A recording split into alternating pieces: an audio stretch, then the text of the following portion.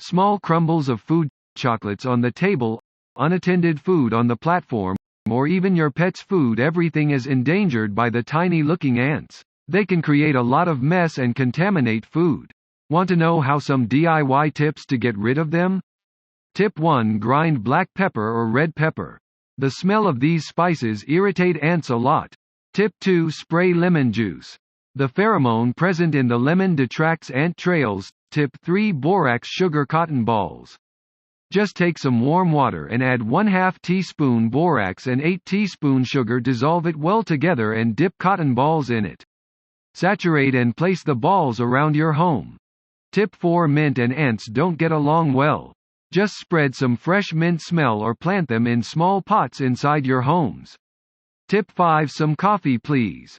Spreading some coffee powder around your home or office space can help you repel ants. We hope these simple tips will help you get rid of the ants inside your home or office.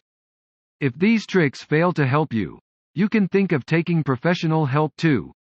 Feel free to connect with the nearby pest control service provider or get in touch with us. ASM Pest Control Services 604-589-5403. We will be happy to help anytime, anywhere in the Lower Mainland and in